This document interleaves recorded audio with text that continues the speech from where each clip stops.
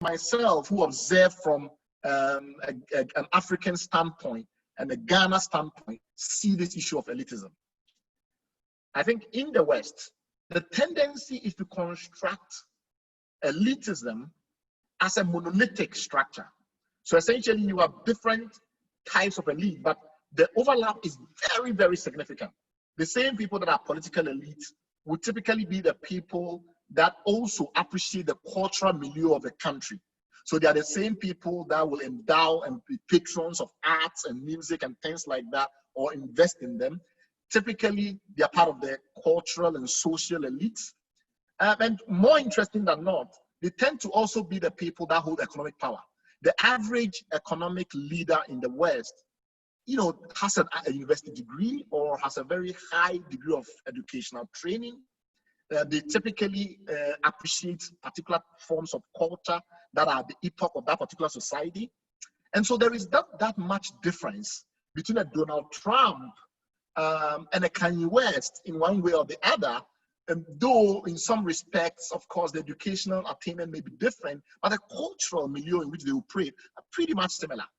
More fascinating than that, if you took a Bill Clinton and a Donald Trump, you know, took their backgrounds, the schools they went to, and the likes of it, and even though one was in business for many years, the differences are not that stark.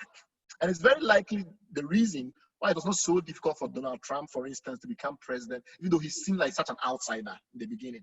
So in short, elite theory in the West tend to see elitism as somewhat monolithic. The same people that are politically powerful tend also to be culturally powerful, at least have very close friends who are culturally powerful, and they share the same class. So if you go into the Council for Foreign Relations, the same people that are powerful within the Council for Foreign Relations have an influence on the arts, the culture, on Hollywood, etc. in America. And then we have the military-industrial complex and the likes of it, all intertwined. And there is a very famous theory of elitism, the one by William Domhoff, where he kind of constructs an intersectional model where you have the social upper class, the people that you might want to call them celebrities of different levels. And then you have the corporate leaders, the people that control the levers of production. And then you have the people that are in think tanks and help make policy and influence ideas and the rest of it, the thought leaders, so to speak. And the argument by people like Domhoff, obviously with a Western lens on, is that typically they intersect fairly seamlessly and create this construct of a power elite. And within that power elite, you have the issue of values. If you are part of the elite, what are your values? It's easy to dismiss elites and say, oh, no, what they care about is their own well-being, and they just want to make money and they want to control and they don't have much to do. But it's not entirely true. If you look at the history of elitism in places like the United States, the United Kingdom, and China, a lot of the time, elites are also the very people that are very concerned about the future of the state. They're the people that seem to think that it is their duty to construct the state, to come up with philosophies of how to rule. And often they are contending with values. You have had the extreme privilege of having grown up in many cases, those of you that are on this call, in a liberal environment, in a place like Ghana, which has a liberal economic and a liberal political value system. And now you are in a society that has interestingly different value systems, politically, socially, culturally, and the likes of it. So you can compare and contrast. But one thing you will realize is that elites in these places are ideological. They tend to understand the world as a competition among values. And sometimes these values conflict with each other. Liberty, community, efficiency, equality. If you want people to be very equal, it tends to sometimes affect efficiency. In China, where they found clever ways of trying to harmonize these tensions, they're trying, as I speak now, to combine community, equality, and efficiency in some fascinating ways. So they want people to be equal, but at the same time, they want a highly efficient society. So how do you become more meritocratic and an environment where people are supposed to be equal? These are difficult issues, very difficult issues. And then you have to give some degree of liberty and freedom as well. And there's no society on earth that has successfully enabled a complete amalgamation or harmonization of all of these values. Liberty tends to compete with efficiency, because if you let a lot of people be free, it's very difficult then to corral them to do what you think they have to do. So people have argued that in countries where you have high amounts of liberty, fighting COVID-19 has been much more difficult. And in countries where people tend to respond more to hierarchical power structures, especially in Asia, the fight against COVID-19 has been more efficient. There are people who say that in countries like Cuba, which put so much store on equality, you struggle in those kind of situations to be efficient as an economic producer. Of course, countries like Vietnam and the like, China inclusive, are trying to tell us that you can reconcile efficiency and equality, but can they do so also with liberty? The argument I'm making though is that typically it's elites that concern themselves with these issues of values. So values and elitism are not antithetical at all. In fact, a lot of the social values, what we want to do and what we want to be as a society, tend to be defined by elites. It's elites that come up with these ideologies, and it's elites that push these ideologies. Which then means that if you're going to be part of this elite structure, and I argue that you all are, you also have to have some kind of internal struggle with your value system. And often there are two ways of constructing these value systems. They date many decades back, looking at terminal values and looking at instrumental values. Values that enable you to do things, and values that define who you are. And as part of the elite, you're going to have to struggle with these things. Do you become increasingly more imaginative, daring, and the likes of it? But at the same time, do you want to attain a degree of social respect and recognition in an environment that sometimes does not encourage imaginative thinking, as an example? So if you grew up in Ghana, you're very familiar with the way in which we place so much stock in form. So going to church, being very careful what you say in public about your convictions, your political convictions and ideological convictions, not taking a strong stance because you always want a window of escape. These are strong terminal values in Ghanaian society. You know, how you gain self-respect and recognition. But in that, that domain, we also know that it conflicts with our inner values sometimes. I personally am an activist. I love to be an activist. I love to be engaged in public affairs. But you will not believe the number of times people have told me that it makes them uncomfortable around me in matters where public life is concerned. So I've had friends who are in corporations and who go like, oh, Brian, you are just too radical and stuff like that. And it comes about this tension between instrumental and terminal values within the elite structure. The other important point I wanted to make was this issue of capital. And somebody raised capital and limited it to economic capital in the beginning of this call, and Ambassador Boateng was going through it with his usual perspicacity and brilliance. But I will also want to draw your attention to these different ways of conceiving capital. Capital is not only economic and financial. Capital is also social, human, and in some cases, cultural capital. So when you think of it, one of the differences between Western society and our society, and increasingly also Asian society and our society, is that social and cultural capital does not convert well into economic capital. So in some parts of the world, building a reputation for being punctual and for being intellectually assertive and all of those things also mean that you get invited to sit on boards and that you get venture capitalists who bet on you, etc., etc., etc. So your cultural and your social capital is converted fairly seamlessly to economic capital. I argue that the difficulty in converting social and cultural capital into economic capital accounts for the reason why we tend to have politics that is bereft of values. And the reason is very simple. If you cannot convert your social and cultural capital to money, but you can convert money, on the other hand, to social and cultural capital, then most people will look for money, obviously. The question is, what then can you convert into political capital? I argue that in the West, it's much easier to convert social capital and cultural capital directly into political power. So if you think of people like your Ralph Nathers and your various activists in the West, it's not been too difficult for them to be able to become politically significant. I argue that in our part of the world, we increasingly struggle to do that.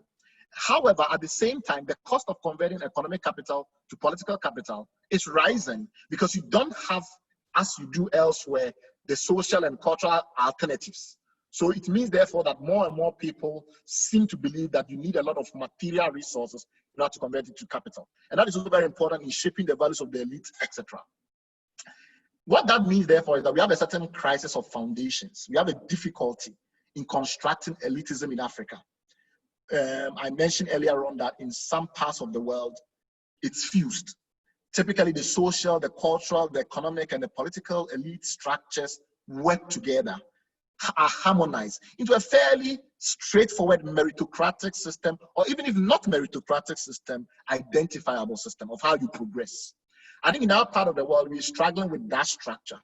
So if I give you an example, I am a big follower of trends on social media and the like, and I look at the fact that we have a particular type of social media that's conducted entirely in English, and it seems to be at variance with another major part of the public sphere in Ghana, which is Asante Tree Radio. So Asante Tree Radio is the biggest political canvas, the biggest public sphere landscape in Ghana. If you talk of the public sphere in Ghana, it's really Akan Radio. But Akan Radio is very different from social media in some respects.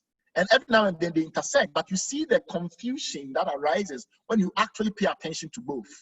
And you find out that the people that are elites in the social media sense, the people that are elite in the think tanks and the civil society groups and the like of it, rarely command the same degree of respect, admiration, attention in Akan Radio. And it's very interesting to watch and see it happen. So your Apia stadiums in Akan Radio world have almost no intersection whatsoever with your Esqueci Prempe or whatever it is in English speaking social media, Accra elite terms. Now, these confusions, then you got your chiefs and your priests, your opinions and your councillor Lutrots, and all of these complexities. I argue that our situation is more confusing than in the West or in China, for instance. I argue that in the West, yes, indeed, you have your Hollywood elites and the rest of it. But if you look carefully, if you look very carefully, and you look at whether it's climate change or any of these issues, it's the same elites that are intersecting, coming from it at different angles. I say that in our part of the world, increasingly, we have a fracture of the elite system. And it's made it very difficult to have any values as elite values. And that often then makes it somewhat more challenging for you to determine, how do I progress in this society? If I think I'm part of the elite and I want to have an impact on Ghana's future and Ghana's destiny, I've studied overseas, I'm part of a very small group of people who have had this extraordinary privilege of studying overseas and acquiring higher education. And then you say, okay, but when I go to Ghana, what do I do? Where is the Council for Foreign Relations? What are the markers of progress that I can say, okay, these are the steps that I follow in order to be able to be part of a group that have these set of values, and this is what they want to do in Ghana, this is how they want to change it. A lot of the questions that were being asked in the very few moments that I managed to listen in, even though they were focused on material and financial, in actual fact, these are the questions you are asking deep down. You try to understand, how do I rise in Ghanaian society and impact and influence Ghanaian society? The topic that I was giving for this call is that, how can innovative thinking in the diaspora influences Ghana's economic and social development post-COVID-19? That question really is this, is if you take the diaspora network as a major elite structure in Ghana, and like I said, I'm not going to apologize for calling you people the elite. You are the elite. If you compare yourself to the average Ghanaian, you are several times more privileged. The question you're really asking about being a diaspora network that wants to influence Ghana's development is, how do we acquire power, prestige, influence, etc., and through that have an impact on the direction Ghana is going? And that is exactly my question. So that's exactly the nature of the discussion I'm having with you, which is, you have to first understand and accept your role as part of the elite. Then ask yourself whether there's any values that define this elite. And then thirdly, ask yourself, what is the connection between elitism and development? Without that effort, without an intellectual effort, it's going to be very difficult to understand how to progress. Which brings me to my first metaphor. I told you we had two metaphors. One metaphor was the talented tenth, and the second metaphor was the parable of the 10 talents. In the talented tenth metaphor, it's W.E.B. Du Bois. And in Du Bois' strategic way of looking at the world and the universe in which he inhabited, it was very much the fact that you need a small elite as the yeast that will lift up the rest. And that small elite that becomes the elite must be first and foremost thought leaders. You must be able to shape the way that Ghana thinks. And you must be able to shape the way that Ghanaians think in some way. You have to have some influence. As people that have studied overseas and been exposed to different cultures and ideas, you are somewhat more expansive in your worldview. You have a broader understanding of the way the world works. And somehow you must be able to influence the way Ghana thinks, and through that process, encourage transformation. So that would be the Du Bois framework. And the evidence historically is very clear. The evidence historically is very clear. Every single one of the democratically elected presidents of Ghana, apart from Jerry Rawlings, had a substantive part of their education and early formative training overseas. So if you take away the military leaders, and even among the military leaders, people like Akufu and the likes, even General Champon had military training overseas. But when it comes to democratically elected leaders, Ghanaians are overwhelmingly inclined to elect and select leaders who've had overseas training. So the historical fact is very evident. The other thing that I also wanted to point out beyond political power is that when it comes to new thinking in economics, in culture, and the likes of it, people that have returned from overseas education and engagement, often living abroad for a couple of years, and often have been shaped by that experience, those people have tended to have created most of the innovative things we see in Ghana. From Ambassador Boateng's Global Media Alliance all the way through to Data Bank, the Ghana Stock Exchange. Most of you are not aware, but Juliet Edu, who had then finished at Harvard University and was working in New York, was one of the people that came to Ghana to construct the foundation upon which the modern capital markets in Ghana could be built. One of the major components of which is obviously the stock exchange itself. Those of you that are aware of the legal tradition in Ghana, it was very staged, very little attempts at advertising, because you couldn't even advertise legally.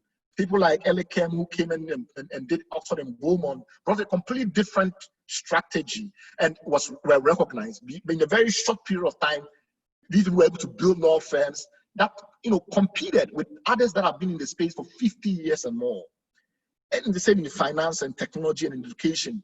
I'm sure you are aware of Patrick Ewua and the work that he's doing at Ashasi University, where for the first time he's putting leadership at the forefront of the skills that must be acquired if you to acquire a rounded education.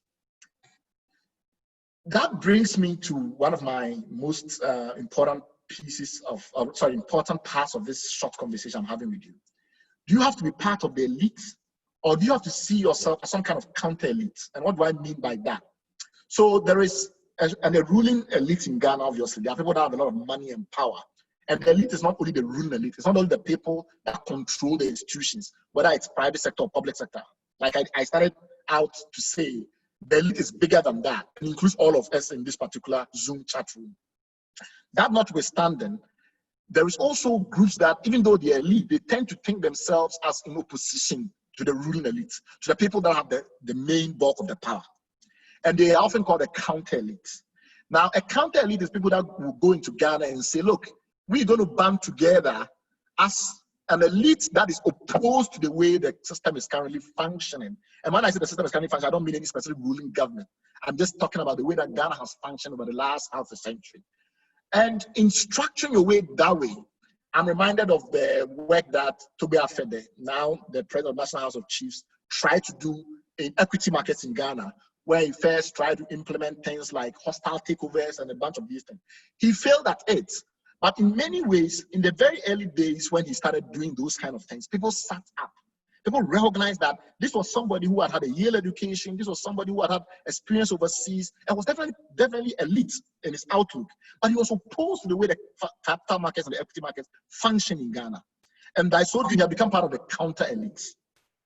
It's a very important thing to avert your mind to as you consider all of these matters, whether you are going to be part of the elite or the counter elites. Typically, for any elite restructuring of society, you're going to have restraining forces and you're going to have the equilibrium. And not all the restraining forces are necessarily part of the elites. You're going to have people with the media circles, people in business and the right, who just simply cannot change their mindset.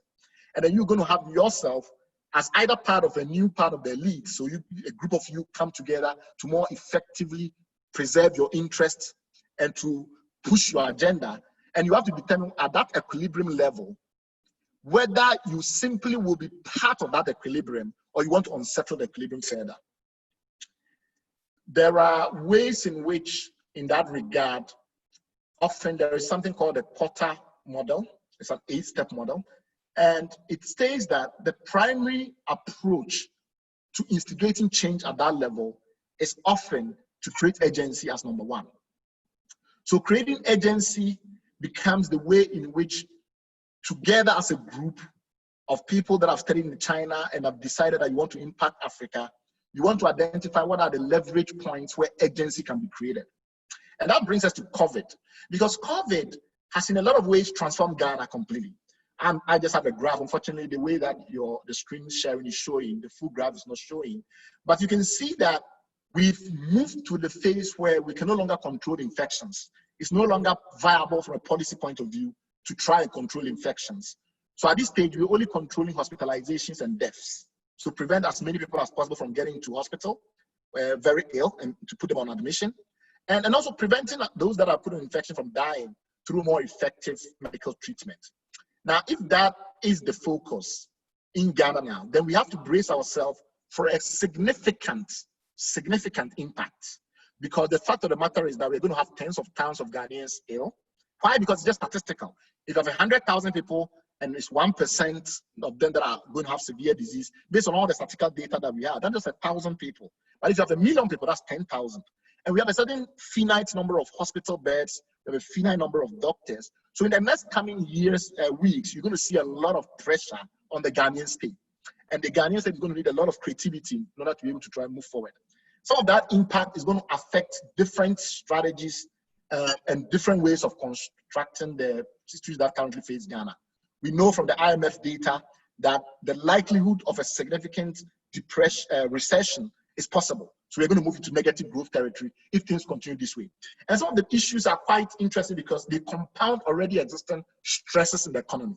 We've had a banking crisis in which some say it's just 20% of the banking sector that collapsed. No, if you look at the fact that we don't really know how much of the interconnectedness in the financial system was impacted, I would say maybe 35% of the banking system has been wiped out.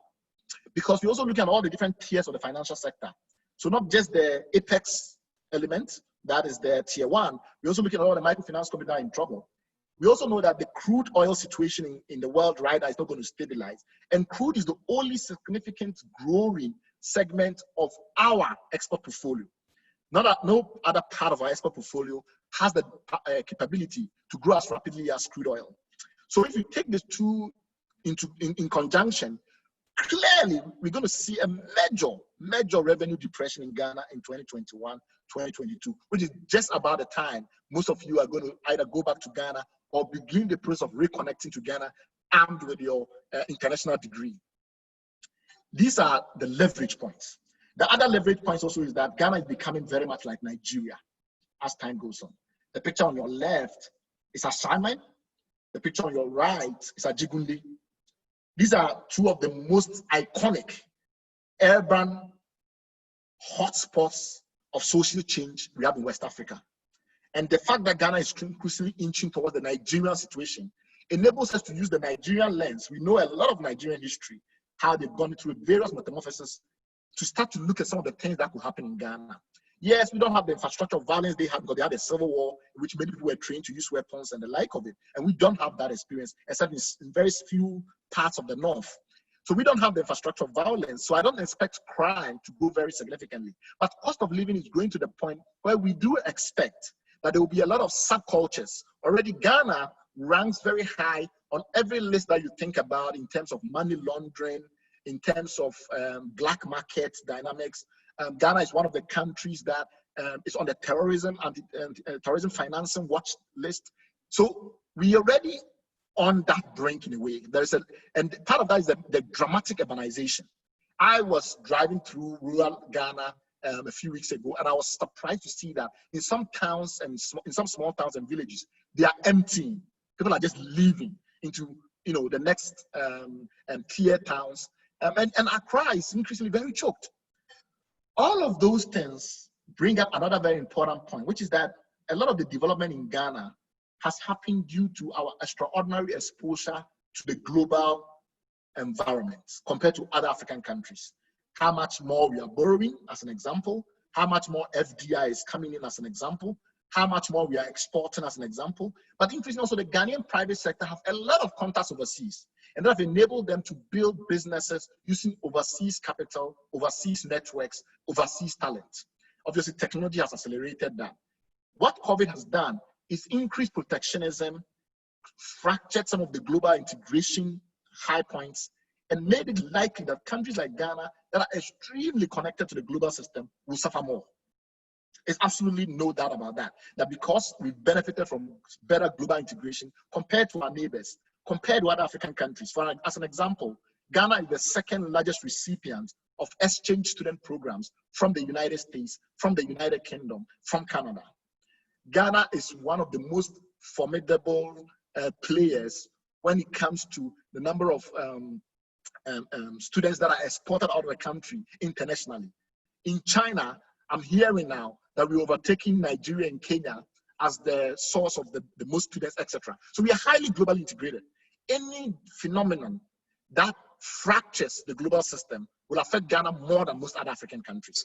That is also evident in the fact that even though we are highly integrated in the global system, we are not necessarily very competitive. So what that means is that we have a dependency on the global system and not necessarily competitiveness in the global system. And that is evident from how much external debt we have, which shows how much exposed we are to global systems. But when you compare our exports to GDP ratio, it's actually in decline or static and stagnant. When you compare FDI, we've seen extreme levels of stagnation in the last couple of years.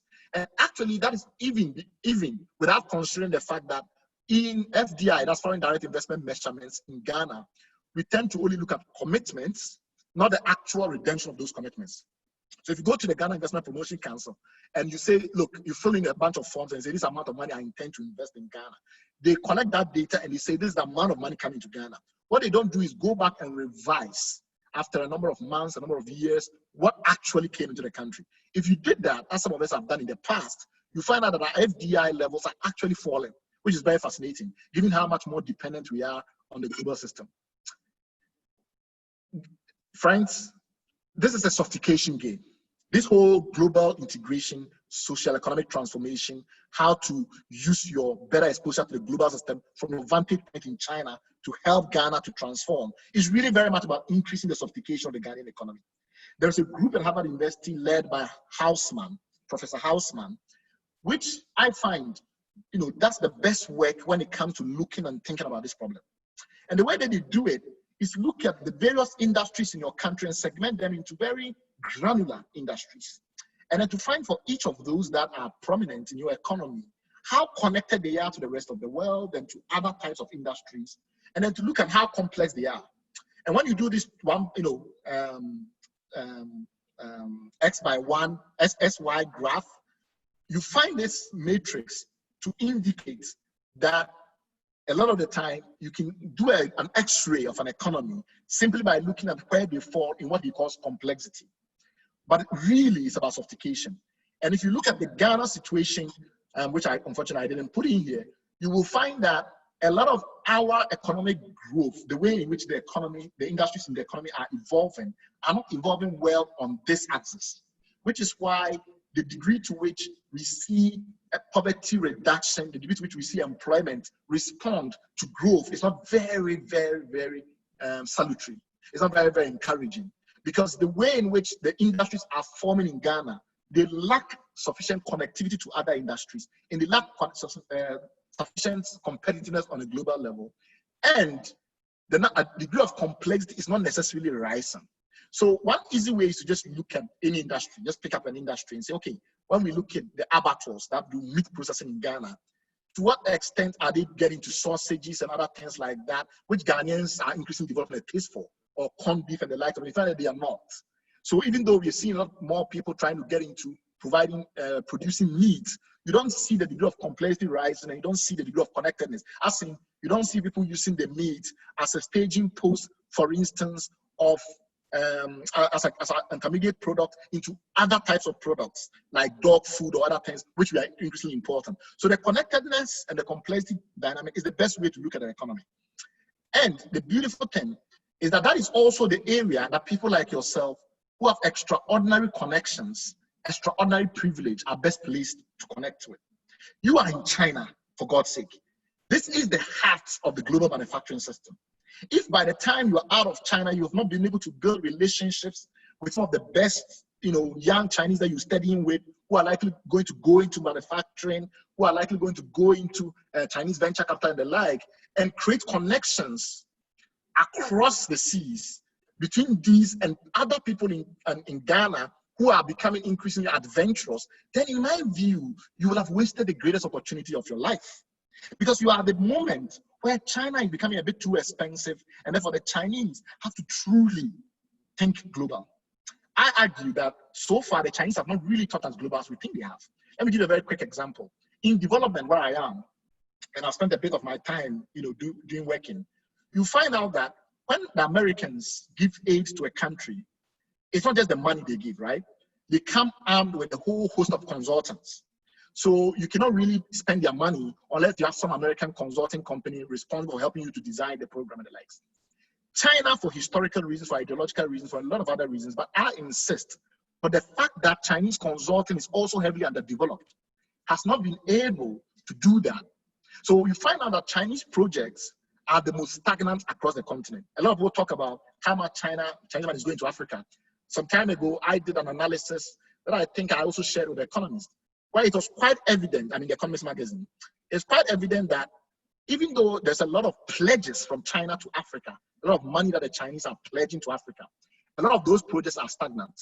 A good example being our Sino-Hydro project in bauxite, and many other projects starting from the CDB loan, where we're supposed to build a secondary industrial estate. If you go to Zimbabwe, 90% of projects for which pledges are available have not been executed. A lot of that is very simple. When the Americans and the British give you money, they say this is what it's going to do. They will also bring consultants and make sure that you alter your existing bureaucracy and systems like that for the project to happen. We call that neocolonialism. Whether or not we call it neocolonialism, it means therefore that British and American funded projects, EU funded projects, are moving faster than Chinese funded projects. Where are the Chinese consultants that are going to find ideologically compatible ways, maybe working through African intermediaries, to help African governments do a better job of absorbing Chinese money? In development, we used to call something absorptive capacity. We used to say that, look, Ghana has limited absorptive capacity. What that meant is that if you went into Ghana, like so many people have come to Ghana, and you say, look, this is what I want to do. I want to help Ghana spend $100 million trying to fix water. And you do like some people did, and you go into desalination. You will find out that 3 years after, most of those projects are still not off the ground because we have severe execution problems. And in the same way that we have severe execution problems, a lot of African countries do. Now, the Chinese are definitely committed to trying to help to inject capital because they need to find places for their capital. In the West, in some places, it's now negative returns on investment. If you put $1 billion in some parts of Japan, you're going to get negative returns. If you put $1 billion in the US, you get about 1% or something like that. In some part of Africa, you get 15%, 20%. So they have to put their money into Africa. So why is all the money not going to Africa? Absorptive capacity. A lot of absorptive capacity is about execution. Execution is about obviously consulting, but also all the other technical disciplines that go with the consultant. You are best placed because of your exposure to both cultures to place yourself as intermediaries, build consulting entities that does not require a lot of money to start, but to help to make that effort work. Unfortunately, you cannot do that as individuals because these are things where you need to create a whole movement around. You have to build a thought leadership around it. You have to convince people that this is really a thing. And that requires you working together. That requires you writing about it together. That requires about you beginning to build movements like China-Africa bridge movements that emphasizes this point. And that is the bridging function that I talked about. The other thing is also this issue around attitudes. I argue that having been in China, you have been exposed to a part of the world that most people are never exposed to. Because, you know, all of us grew up on a diet of Hollywood and we think Western, even when we think we are not Western. You've seen the most models that I've been showing to you on these slides are Western models. Yet we have our Claude Akers, our Peter Akers and the like. Simply put, we don't have enough people converting our ideas into models that can be taught in the classroom. But the fact of the matter is that you have been lucky to be somewhat de-indoctrinated. You've seen another part of the world. You've seen a whole new horizon of the world. And that means, therefore, that you are the perfect cultural bridges. But it requires you to adopt a particular posture. And that posture is one where ideas matter. Because ultimately, that is your strength. Your strength is not going to be primarily your social connections inside Ghana. It's going to be these ideas that you're going to bring about. And in those ways of seeing the world, think of intellectual globalization. Think of those ideas that are powerful, but not yet uniformly spread across the world, and certainly not uniformly spread across Africa. And ask yourself, can you be in a vantage point where those ideas can pass through your instrumentality and get into work in Ghana? So whether it's a different way the Chinese look at microfinancing, or a different way the Chinese look at technology development, you must begin to bring those to bear on Ghana's development, because we now have a monopoly of Western thought and Western influence. And that gives you an extraordinary vantage point. Deng Xiaoping had the famous saying that we cross the river by filling the stones. But obviously it wasn't just a Dengist quote. I mean, he picked it up from years of history. The Wu Emperor, the new Emperor Han, some call him Wu Di, had similar ideas. Now, feeling for the stones, like I pointed out earlier on, is about looking for the leverage point. So I was looking at the Chinese and how they do their returns, because it's not just us who are going to other countries to study. The Chinese are sending so many more people overseas. And I was looking at what is it that they go in and they bring back, and where are the places that they emphasize, and what are the areas that they think are hindering factors that prevent them from coming back. And I was looking at that, I realized the degree to which they spend time thinking about these matters. You need to start looking at what are the leverage points in Ghana. Clearly, there are places where the Western-centric model, places where Ghana's own heritage, intellectual heritage, have set up that are just not functioning. And bringing in some Eastern efficiency, bringing in some ideas and new networks, new relationships in the East, not just in China, but across the region, where you might be able to find out that there are different ways of contracting, for example, different agency types of agreements that may make it possible for you to bring in more resources than you would ever have been able to do if you'd gone to school in the United States, as an example. And that is the role that you can play as people that are currently studying in China. You have to think of yourself in one of these four categories. Are you assimilators? Are you marginals? Are you ethnic affirmers? Or are you biculturals? Obviously, the best place to be is to be a bicultural, to be somebody who speaks fluently the Chinese way of thinking, the Eastern and Asian way of thinking, but also understand completely the way in which capital, including the different types of capital I discussed with you, work in Ghana and elsewhere in Africa. And in doing so, I think that we're able to get to the stage where Frantz Fanon describes in the terms that are put on the screen for you, and which I call practiced emptiness. And that is that increasingly we have an elite operating in our part of the world who simply have no bedrock. They don't have any worldview. They don't have any constructive structure of how the world works. They don't have any convictions. They lack all values. They just operate on a day-to-day basis, responding to developments as they happen. They look and they probe and they sense, and they are successful a lot of the time, but they are not going to change anything.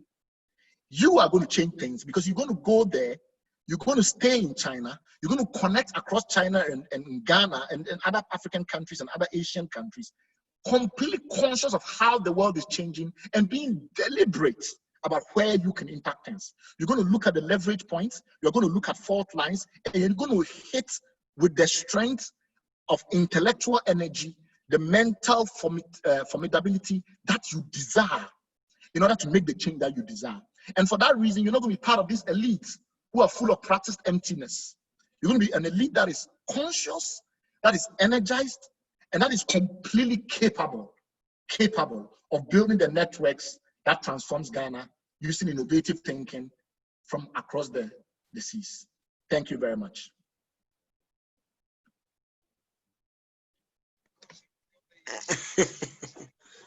Can you unmute everyone to clap or something?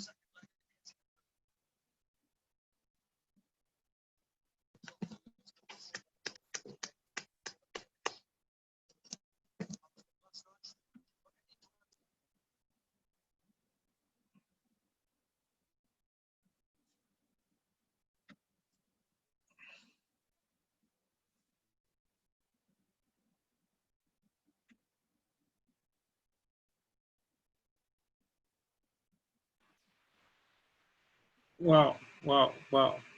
That was a fantastic presentation by our fantastic guest, Mr. Bright Simmons.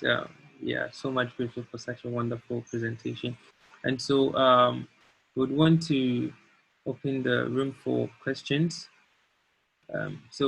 Please, if you have any question, kindly show by raising your hand in the participant area and you'll be called. Please, can you use your name? The one that have his hand on, can you please use your name? Okay.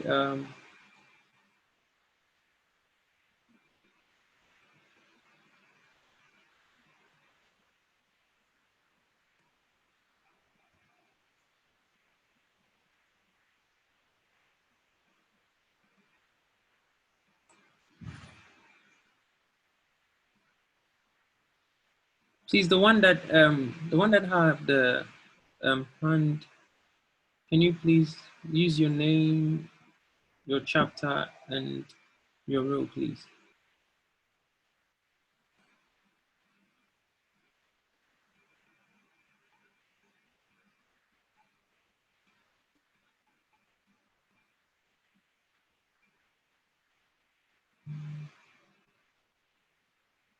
Okay, David, can you please go ahead?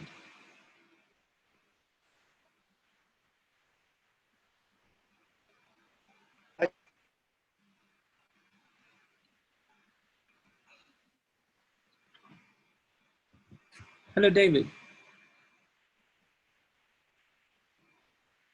Okay, whilst we wait for David, I guess we can move to the next person.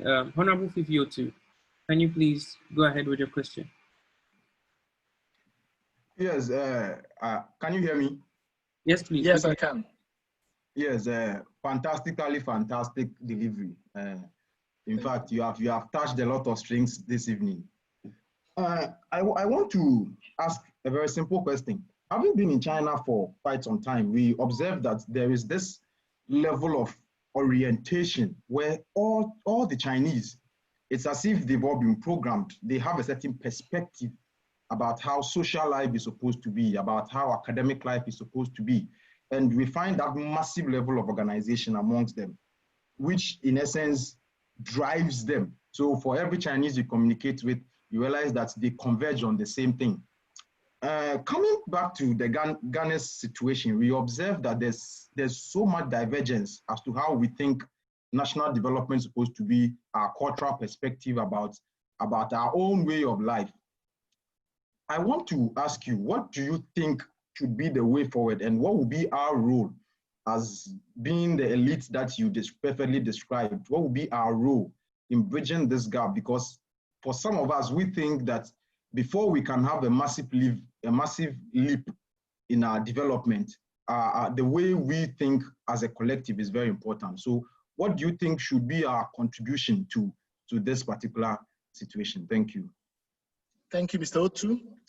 Quite clearly, the Chinese have had a longer time reflecting on who they are as a people and as a civilization.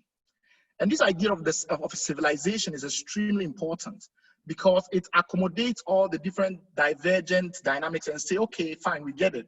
You know, we get that you are Han, we get that you are Mongolian, we get all of those dynamics. But what about us makes us Chinese? And what throughout our history makes us Chinese? If you go back to the Warring States period before, the first emperor, and this was obviously way before the Han dynasty, that I like, the one that I know the most, and came into power, you find that a lot of the efforts around organizing philosophies and organizing theories was very deliberate. So the Han emperor, for instance, Wu, was the one that imposed Confucianism, almost like a state religion on China. And a lot of the time that we take for granted what has made the Chinese so effective of understanding how to move from one level to the other, we underestimate the learning aspect of things. I always say that we shouldn't really divide states into developing and developed. States are only two types: learning and not learning. So some states are learning states in the sense that they consciously learn from their mistakes as a people and collectively begin to recognize that, yes, it is true that I have a different perspective about what China should be doing now and the rest of it. But a lot of the decisions that are being taken now, a lot of the policies that are being taken now have huge historical legacy behind it. It doesn't mean you will not have people that are completely opposed to the mainstream. You would have those people. But the difference is this: in an attempt to overthrow the established dogma, you must yourself be engaged in some process of replacement. And that effort itself is going to be very, very, very involving. So you cannot have a situation where in Ghana we have political parties that are competing, and they are always competing, and yet it's not clear that they've spent time building any clear theory of the Ghanaian civilization. So what is it that makes us Ghanaians about? And it's not just post-independence, right? We've been a single contiguous political unity now for 120 years, since 1901. So this tendency to go back to 1957 and start everything from there is ridiculous. We've been trying to build this since Okonkwo marched from Asante and invaded Ogwa. This attempt to build some kind of pan-Ghana polity did not start in 1957. I would date it as far back as the 18th century when you had Okonkwo march from Kumasi to go to Ogwa. Why would he go there and try and rule them if he didn't feel that there was a need for one polity? So we've always had this pan-Ghana thing going for a very long time. And from 1901 to present, for 120 years, we've had a contiguous political unity. So we have a lot to build upon. The problem is, what have we learned? It's not clear to me what we've learned. It's very clear to me what the Chinese have learned. They've gone through the Cultural Revolution, they went through the Genghis reform period, and everything that they've done is taking into account all those things that they learned in all those attempts that they made in their quest to develop. So I think three things you can do. One is that analytical grit, to be much more fearsome in insisting that if something doesn't make sense, doesn't make sense. And if you think that a particular policy stance doesn't add up, say it and insist on it. And then working collectively, force that agenda by taking a couple of areas that affect your return and reintegration to Ghanaian society, whether it's to do with doctors in China and how they are reincorporated into medical practice in Ghana or something like that, and begin the process of having a very clear, cogent, well thought through strategy. The reason why you should do that is this. It will take you a very, very traumatic experience to actually be able to unify your thinking, but it is that process that other countries have gone through, those traumas that have made them so effective in articulating what exactly that they want to decide. I think we haven't gone through it. Every time we start, we abandon. So simple things around Ghana, such as free education, such as national health insurance, they're all half-baked. They're half-baked because we don't want to engage in the very traumatic experience of feeling the stones as we cross the water. And I think we need to do that. And I think that should be your number one focus. The number two is obviously the fact that you need to be more self-conscious as an elite. You need to understand that you have a stake in the Ghana that is being built. You have a view, you have a certain perspective. You need to mobilize, you need to scheme, you need to find your friends that are going to politics and get to know them better. You need to find your friends that are going to business and get to know them better. Get a much more organized view of looking at Ghana and the opportunities. And don't shy back from taking what is yours. You deserve to rule that country. You deserve to help make that country an industrial power. You deserve to use your education to the best extent possible. Do it. Be organized about it. Don't feel as if, oh, you know, the Ghana thing that they put into us. Oh, who are you? You are Chuno and the rest of it. No, feel much more entitled. So what I will leave you with is this: be entitled. Have a sense that I have a stake in this thing and how it shapes up, and I can influence it. And I can influence not only for my country in that abstract way, but for myself and my friends. Have a stake. You can't have a situation where you have a country that has so much natural resources, that have so many educated people around the world, and yet still every now and then you have a sense as if you are dispossessed in your own land. Don't be dispossessed. Organize. Have a stake. Plan for people that want to go into parliament that you know. Do all of those things steadily, smoothly, and take a long-term view. Like the Chinese, they say, what if you want to plan for the future? You plant trees. You don't plant corn. Have the same perspective in mind, and that's what I'm doing myself. So this is not somebody. It's not as if I have achieved it or attained it, and I'm here to tell you how to go about it. No, I'm with you in that struggle. Wonderful, wonderful, wonderful. Thank you, Mr. Simon. Okay, Honorable David, can you please go ahead again? Yeah. All right. Okay. Thanks. Good evening, everyone, and good afternoon to Mr. Brad Simmons. You're gonna hear me, please? Yes, I can hear you. Can you hear? Okay. I want to once again thank Mr. Brad Simmons for the presentation. It was a deep insight to what is happening in Ghana, Africa, and the world as a whole.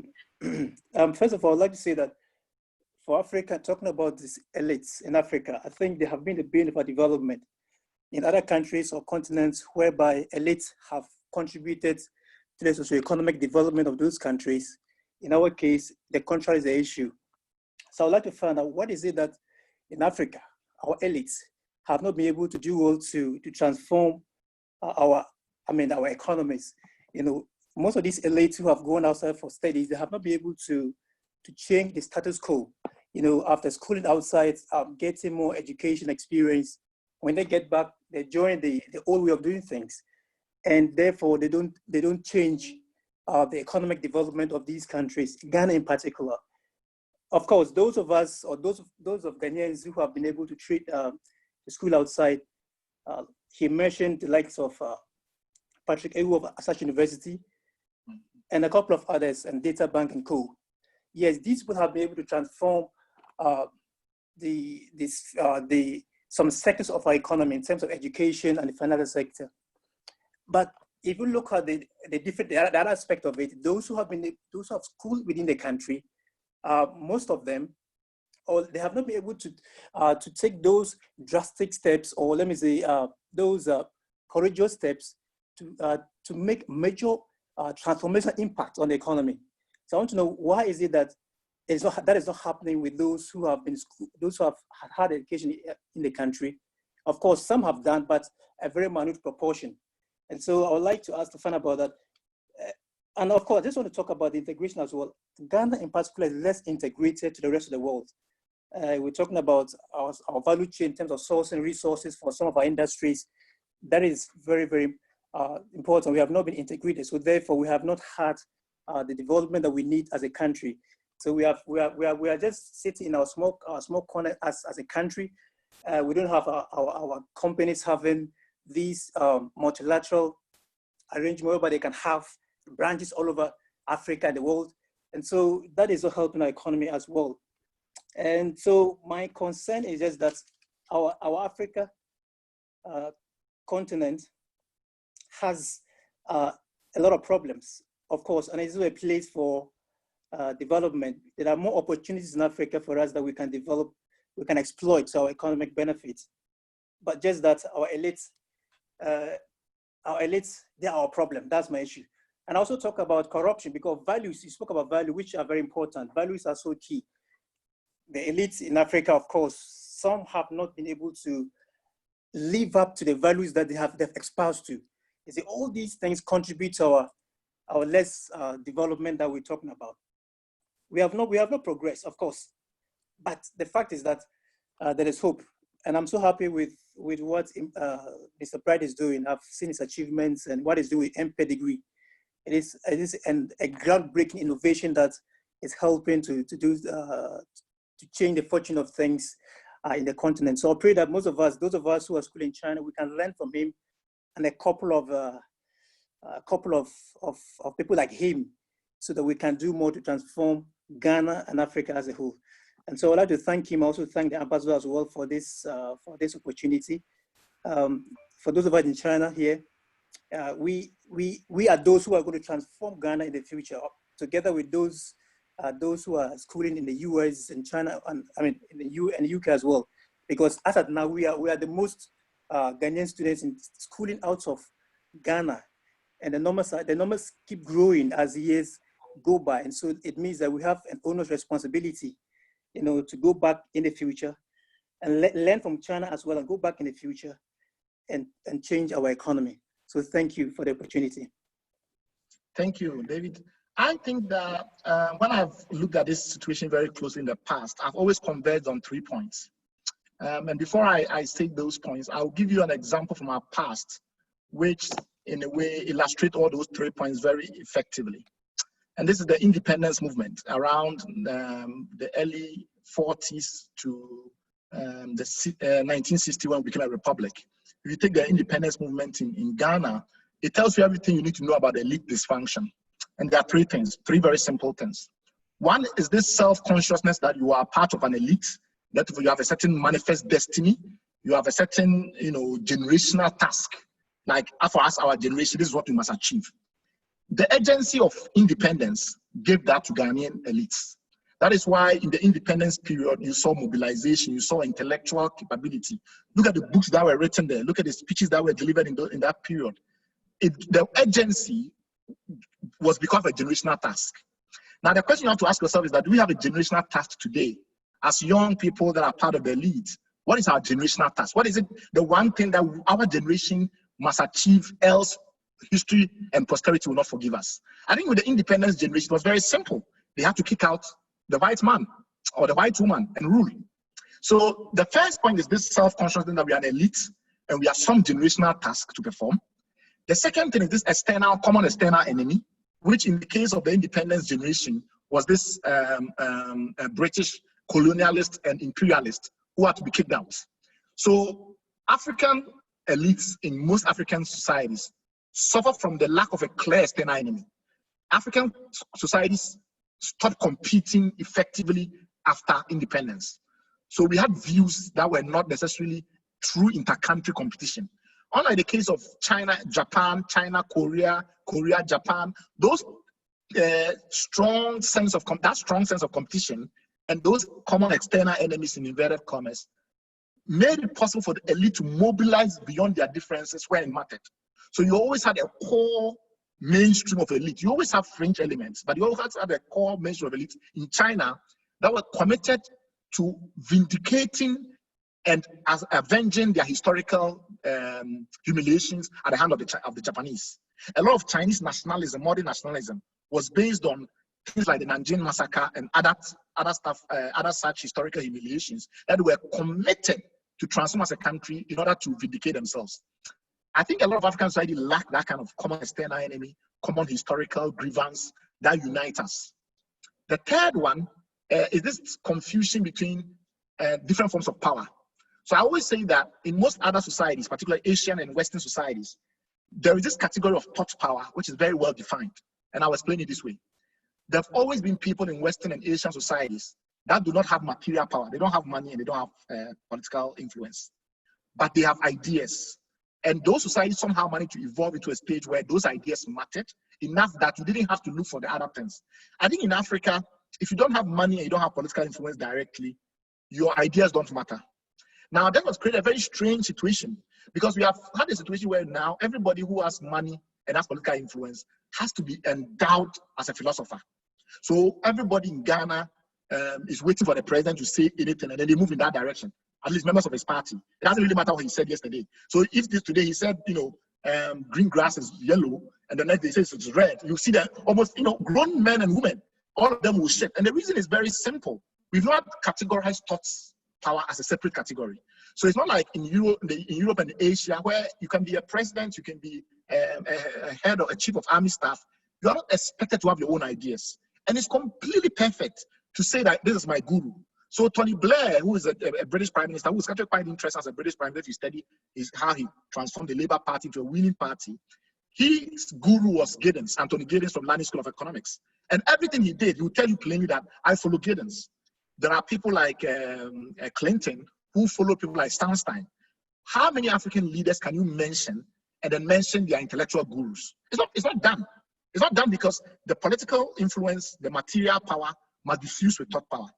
In order to be able to distinguish the three, we must, all of us, begin to identify this notion of thought leadership, thought leaders, and make it possible for people to operate in the realm of ideas and still be organized. So Confucius was not a great military warrior, was not a great administrator of economics, but he was a powerful leader of ideas. And for that reason, the Chinese created this category of thought leader and Confucian ideas were adopted. So I think those are the three main categories. One, what is the common external enemy? Three, what is the generational task which creates agency among elites? And then this idea of categories of power, of which thought must be a distinct category. I think if we're able to work on those three, our elites will become more functional and less dysfunctional. Thank you very much, Mr. Bright. Mr. Bright, please, we have two more questions, but before that, we would want to plead, if you could plead with us, we would want His Excellency to come in with his remarks, and later, when he's done, we continue with the questions, please. His Excellency would have to attend to something. No problem. Oh, thank you very much.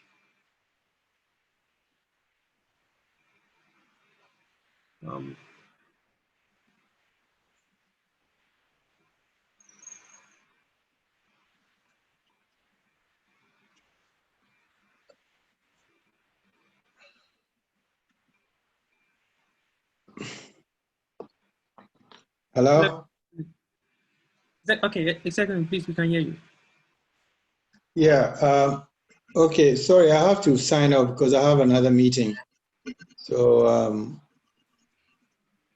first, let me thank Bright very much for the wonderful submission, and to urge all of you to basically take what he has said. I mean, some of the things that he said, that in terms of the concept of elite, what your role, you can make a difference once you define clearly what your role.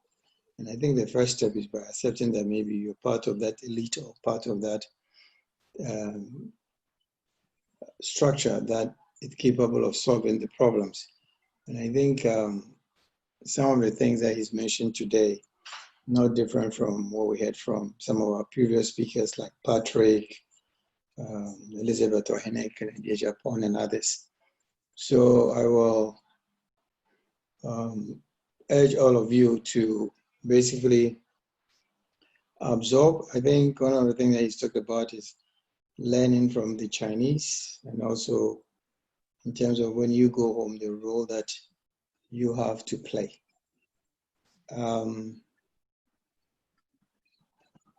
It's a continuum. It's not something that we can change our country overnight.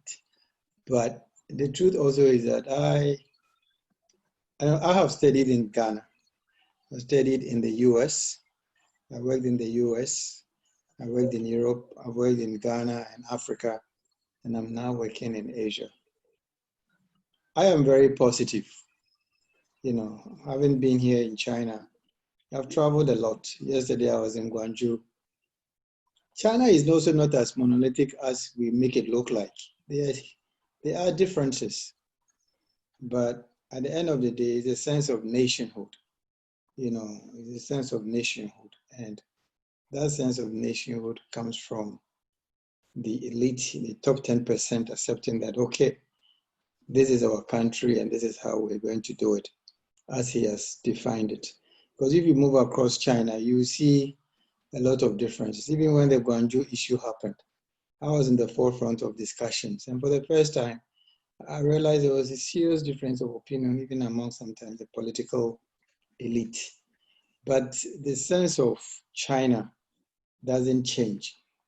And I think those are some of the things that we need to look at so that we can build our country the way we want it to be built. And I think those of you in China have a critical role to play. But you first have to identify that you want to be part of that process. I think most of the time people speak about leaders.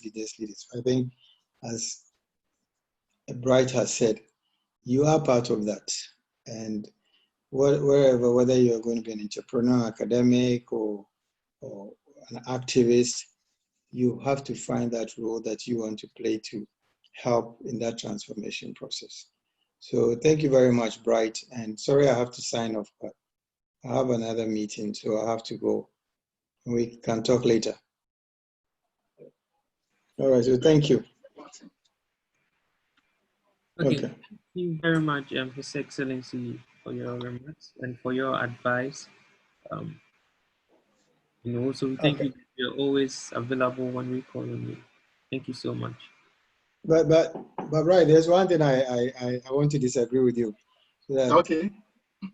Our political structure is not as, I think it's going through an evolution. I mean, if you look at from 92 to where we are now, and I think that a lot of progress has been made. I think the political parties in Ghana have to metamorphose from being electioneering machines to, what should I say, to being from electioneering machines to being the developmental tool of that ideology. I think we had it in pre-independence, but then it sort of fell apart. I think the challenge we're all having right now with democracy around the world, not only Ghana. If you look at what is happening the US, the Republican Party, Democratic Party. Because it becomes an electionary machine, you have the challenges that the US is going through. And we are also going through it. I think we need to think through what system will work. I mean, whether it's NDC or an NPP, there has to be an ethos of the party, and in terms of what do they stand for. Like the party here, you know, they don't necessarily agree on everything, but there are some fundamentals that, you know, what makes you an NPP person, or what makes you an NDC, or what makes you a PPP. Those are the things that I think that people like you need to start looking at. In terms of people following the leader, I think I disagree with you. People speak their mind, but maybe not as forcefully as they should. But again, it's how are these people being, you know, how do you walk through the party to become a leader, you know, to be part of that top 10 that will make the decisions. And I think maybe we need to look at it more carefully, but it's all part of the democratic process and the growth process. I mean, even in a country like US, you look at since the Trump regime, you realize that they are really struggling with it, because it's become an election, a machinery of winning the election, not a machinery of development as it used to be. So those are some of the things that we need to look at. And the same thing that happened in Britain with Boris Johnson and Brexit. So I'm just saying these things that they are not unique to Africa. You know, the world is going through that process. I worked with ANC during Mandela's time. And I remember that, you know, there was a real thought process in things. Now you look at some of the things happening and you ask yourself. So the whole issue of development also are situated in the political systems has to be looked at. And it's not unique to Africa. That's what I would say. So people should not think that our problems that we're going through now are unique to us. It's not. It's something that we all have to evolve, but you can only be part of it if you engage and not stuck in third party. So that's what I wanted to add. I don't know if I'm clear, but that's what I wanted to add. Absolutely. Yeah. All right. So thank you very much. I have another meeting, so I have to run. No so I'll call you. Okay. Have a good one. All right. Okay. Thanks. Bye. Bye. Thank you very much, Excellency. Okay, so please, due to time, we will limit the question. We're going to take only one question from Honorable Pius, and after we will move on to the next agenda on the outline. Thank you.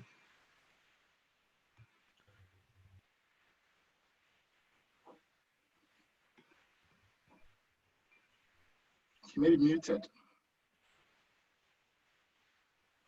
No, yeah, he's muted. Yeah.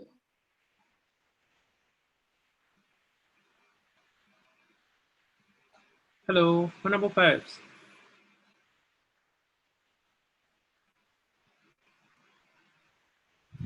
Okay.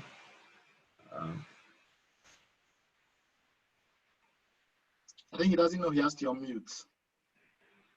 I think he has been unmuted. Oh, okay. Hello, Honorable Pius. Okay, then I think we should move on to the next person. Honorable Maxwell. Yeah, thank you very much. Thank you very much, Mr. Bright Simmons.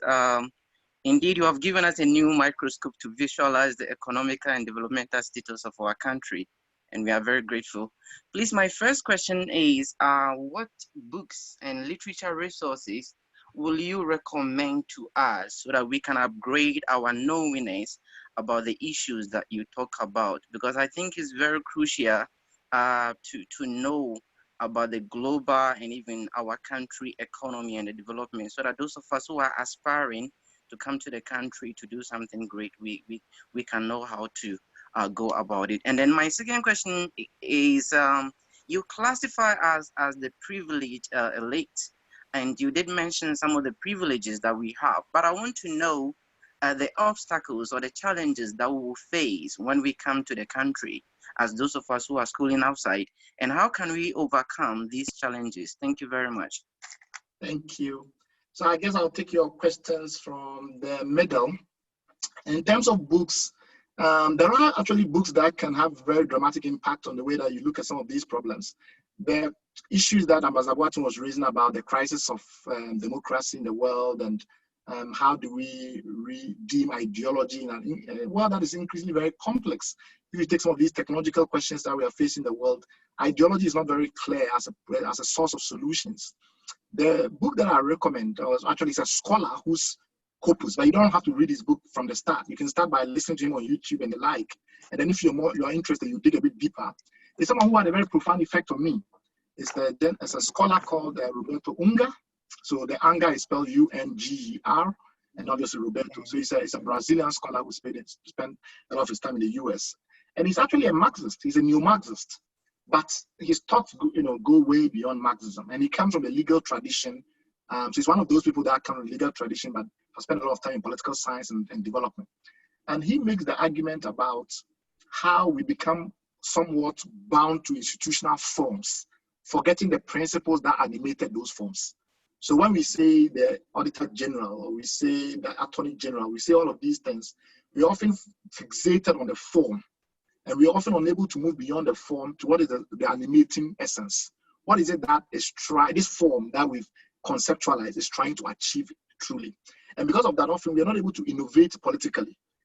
We are stuck with only technical innovation, making new machines and things like that. But we are really struggling to build new political innovations that respond to these challenges of how do you combine meritocracy with loyalty in politics and affinity in politics? How do you combine liberty with efficiency in society? So if you live in a country where everybody wants to go to a radio station and make noise, how do you get them to wear their mask? Those issues require political innovation. And unfortunately, because we are stuck with the forms, we fixate on the forms. We think of things as in political parties, as in specific institutions, Supreme Courts. We are unable to go beyond that to look at the animating principles that inspire the creation of those forms in the first place. So Roberto Ungar is a very good person to kind of get to know. And you don't have to start reading his very dense books. You can start by just going to YouTube and listening to him talk. And then if you're interested, you pick up his books. The other person is there are two Nigerian scholars who have had tremendous influence on political economy thought in Africa. One of them is Claude Ake, who I quoted in my talk, who has talked about two things. One is misplaced concreteness, which is very similar to the argument I'm making. We get things concretized and then we get stuck in the concrete thing that we've created. We're unable to go beyond the concrete thing and move beyond. He's made that point. The second one is the fact that in most African societies, you are dealing with two systems. You are dealing with a modern and a traditional. And the people that are most modern, they're often highly tethered to these traditional values, and they don't know it. So modernism and modernity is yet to truly emerge. And part of that, comes up when you want to think about things like religion and its role in our lives. And you find out that a lot of people think they are talking to one audience in Ghana or one audience in Africa. And yet, for a lot of people, the operating mechanism is not shared. So to give you a very quick example, and this is just an off the hand, 99% of us are completely ignorant about the physics of the universe. So we don't really know how the universe really functions.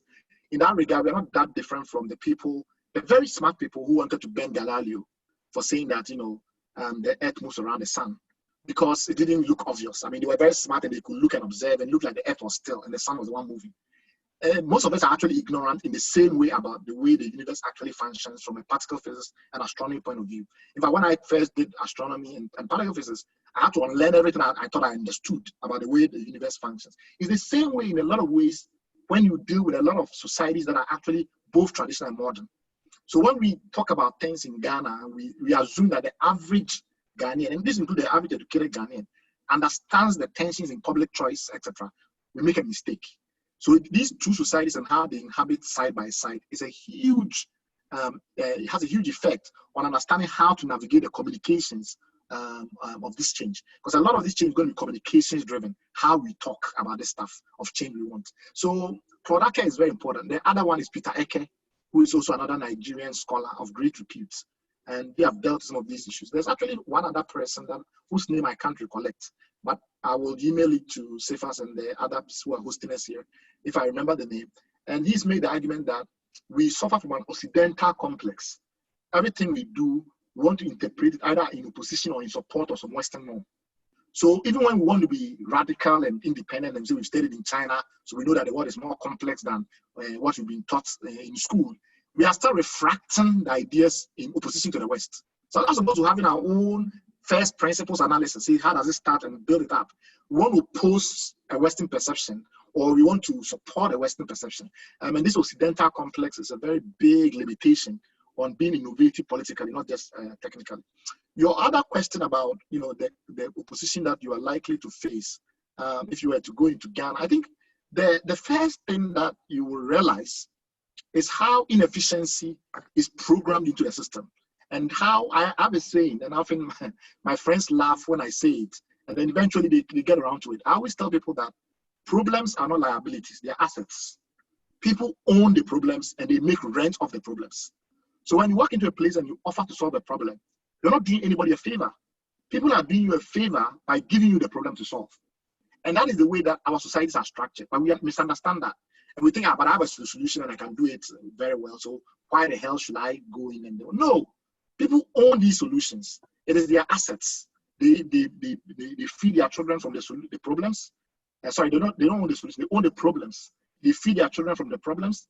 They derive their prestige from the problems. They've attained so much from owning these problems and controlling these problems. Now you come in and you want to solve the problems. You have to recognize that it is actually a privilege to be allowed to solve problems in Ghana. Once you understand that, you have to have a very different mindset when you are approaching potential opportunity.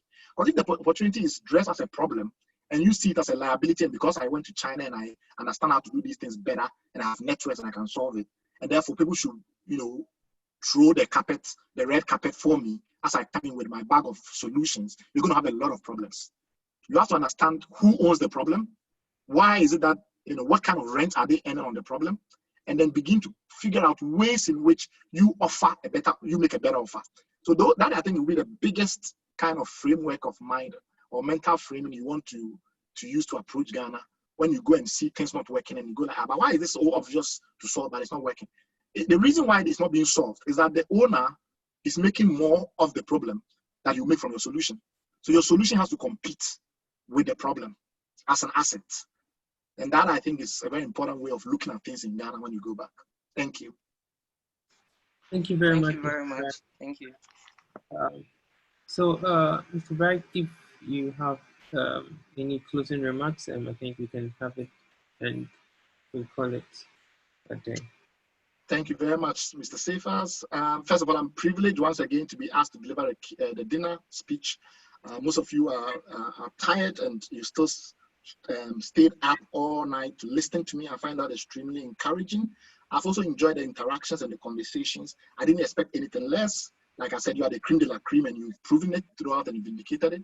I hope to, in the coming years and decades, see you do the great things that I know you will do. And I look forward to another opportunity in the future, meeting one of you in another context and reminiscing about the things that we all said we will do when we have the opportunity. Thank you very much. You're welcome, Mr. Bright. God bless you so much for your time. Thank you. Okay, so we move on to the next agenda, which is the bid for Congress 2021. And I'd love to invite our Honorable Wukom, Ms. Gloria Apabla, to take over from there.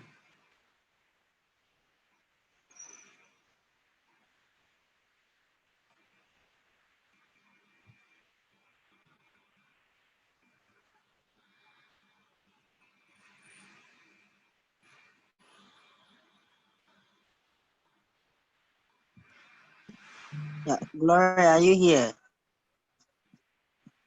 I think she's not here. Okay. Just a moment. Okay, please. Let's just have 5 minutes break, and we'll get back to the Congress bidding. Let's get some 5 minutes break, and we'll come back to that.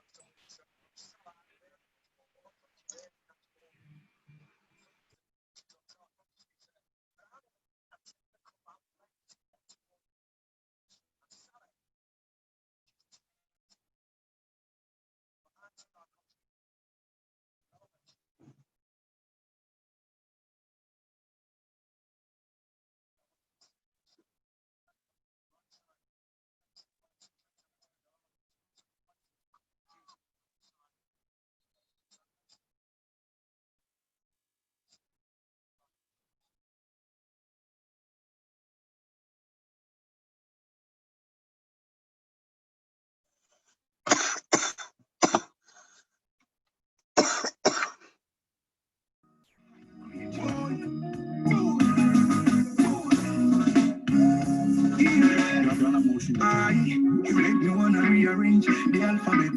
So I could put you next to letter I. Take my heart, baby, carry go. If you leave me, baby, I go die. This is a kitty. I can't put the king, I know you're racing. This is what you smile, seriously. I'm penny one time and then chilly. Hey, baby, brownie, yeah. Golden tree chocolate, yeah. Rich at all, yeah. Each and every day, every day. Bye-bye. May I have a now? That time of the chest, and then no money. My own. I push it up and the climb for my kenge. My own. Like the air and the feeling for everywhere I go. My own. See the money, baby, come chop on for me. And then we say, oh, Ghana, what's up in here? What's up in here? Although my lonely brother, let chat to me, yeah. Chat to me, girl, yeah. With time, make a carry you. Champagne and I was the Malibu. And the dinner I eat just for two. My own. That time of the chest and then no money. My own. See my husband push it up at the line for my kenge. My own. Like the air and the feeling for everywhere I go.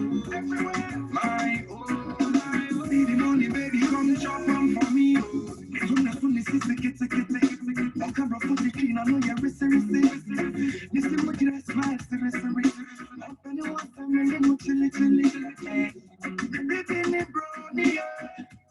Golden tree chocolate, yeah. Each and every day, every day. My own. That time on the chest, and then no money. My own. See my heart, I push it up at the climb for my kenge.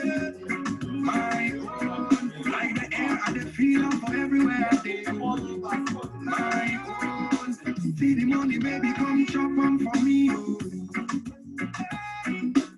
High grade.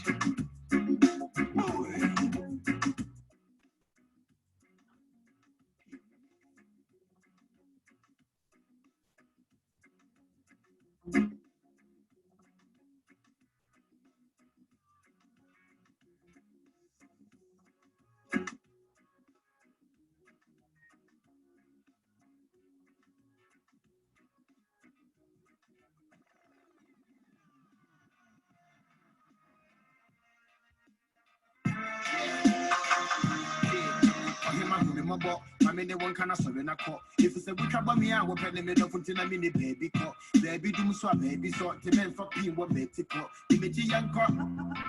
A young for cool people. Yan Fata, who did Miss Amid to Wakasa. Mama did not from a who was here for the big of Bompaka. Yamuhiano, Saka, a Joanna Joab on your papa. Mamma from a come with you, a bassa, so I'm from Munya, Papa, would you that I would do? Okay, so the national outcome is here. Please, let's. Okay, thank you. Okay. All right. Thank you, everybody. Thank you so much. Sorry, okay. So at this point, we're supposed to go through the bid for Congress next year. But the unfortunate thing is that as of now, we haven't received any bid. And so I just wanted to announce that, and I will hand over to the LOC to continue. Unless there is any last minute bid and they might want to tender it in now. Thank you.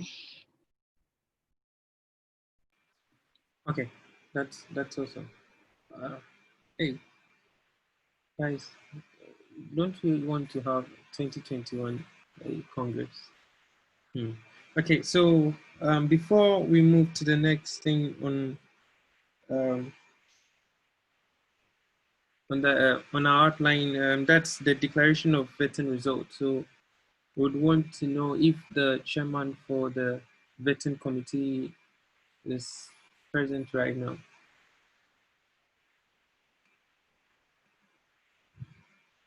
Honorable Ben. Yeah.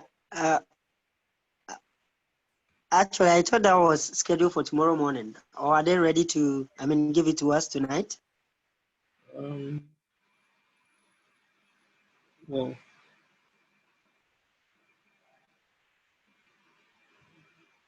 Okay, I understand.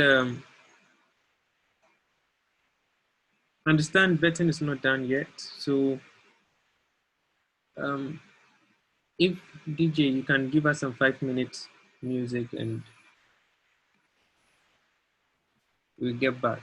We'll get back to the house with the next proceeding.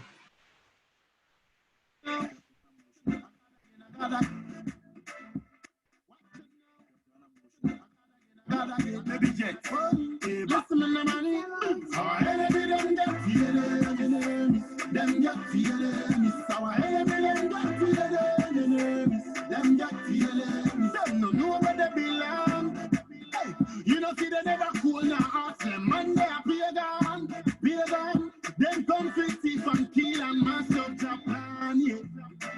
But in a this time, you know, go well, yeah, guess what? Not a single lady, my God, no lady. Our enemy, them get here, them get here, our enemy, them get here, them get here, our enemy, them get here, them get here, our enemy, them get here, them get here. Okay, DJ Sam, special announcement. All right, thank you. Okay, so hello, DJ Sam. All right, thank you, DJ. All right, so members, tomorrow is the D-Day. Tomorrow is the voting. But you know, we are using a new system. We understand that there are a lot of chapters here that do not use the e-voting system for their chapter elections, in as much as many also did. Some might be having first-time usage challenges. So the Electoral Commission, in their wisdom, have decided to give us a mock voting exercise. They are not going to use the actual aspirant. They are going to create what we call like dummy aspirant. Then we go to the system to try and vote. The voting will open very soon and it will end in say an hour and 30 minutes. So the EC chair is here to educate us on that, how it is going to be done. So I'm going to give him 5 minutes while we wait. So Honorable Ben, raise your hand and I will mute you. It's hard to find you in the list. Mr. Nikwe, Doctor. Yeah, yes, sir. Okay, yes. Okay. Good evening. You found me. Thank you. Good evening, everyone. Yeah, good evening. Okay. Thank you for giving us the opportunity to speak or to come to you with this few information. Based on previous or a few experiences we've had with the chapter vote, and we realized that although we have able technicians and technical men, technology sometimes has its own games it plays on people. So we want to avoid that. And then we've also noticed that a few of our chapters have just been inaugurated. So they might have not used this system before and they are not familiar with and other issues. Based on these things, we are creating dummy candidates for us to have a mock voting. So everyone who is eligible to vote, we are pleading with you to get in the system at around, let's say, 12 o'clock, quarter, because we are still working with Honorable Collins on the background. From 12 o'clock to 1 o'clock, let us all try to enter into the system, use it, give it all the pressure it needs, and then let's see how it's able to absorb. When you get on the system and you start voting, don't worry. When you start voting, it helps, the stages will go smoothly. In the event of your net going off and then your votes, you voted to a particular place, when you re-enter into the system again, the system is going to take you directly to where your vote ended based on the internet interruption, and your voting will continue. So you don't have to start the whole voting again. So that is one plus we have with our system here. For positions where there are only one candidate, you will see another dummy position with the inscription no vote. That is to say, you have a choice to either vote for that particular candidate as a single candidate for that position, or to say, no, I'm not interested in voting for that person. And then you can move ahead. So when you see the no vote, it's for you to still have a choice in deciding who you want to vote for in the system. When after you finish, you will have a screen code. Try to save it. That screen code is going to, allow you to later on input into the system, and it will give you something like your pink sheet. You'll be able to see exactly everyone you voted for, and if everyone you voted for was duly logged into the system correctly. That is a few. And then if you have any challenges, we'll urge that you screenshot it, post it into the Congress page. Let's not flood it with so many issues. If you have the contact of Honorable Collins, a technical man, you can send it to him directly and he will ably resolve all your issues, or you can send it also to me or any of the EC members, and we will resolve all your issues to you. So please, it is very important that everyone tries. But then, please consult your chapter executives if you are not in good standing. But then I also say, for the fact that you are here in Congress and you're on the page, it means you are in good standing. So please, voting will open, mock voting will open at exactly 12 a.m. to 1 a.m. Please, we encourage every one of us to get on board, vote, and then let's see the results. Thank you very much for this opportunity. We hope tomorrow's... Honorable Eben. Thank you. Yes. Honorable Nikwe. Yes, yeah, Honorable. Please, the LOC has prompted me that since the actual voting time is scheduled at scheduled for just 30 minutes, if you are doing the mock trial, we should also try and see if members are going to be able to assess it within the 30 minutes frame. So the mock the mock voting should also be limited to 30 minutes. That's a suggestion that they've. All right. So we'll be sending a link on the Congress page for you to access that link in voting. We'll probably send also a QR code where you can scan and then vote. We'll send you a video to offer you a little tutorials on the voting procedures also on the Congress page right now as we are working on it. So that is a few. Any questions probably so we could address it in a minute or two before we go. Okay, Honorable Ebenezer, please, there is a question in the chat box. Okay, it was sent, I think it was mistakenly sent privately to me. From Honorable Dimuyako, and he says, are delegates going to be given a specific code since all are not going to vote? What will be the procedure for only delegates? Thank you. I think for those who qualify to vote, we Electoral Commission receive a list from NEC.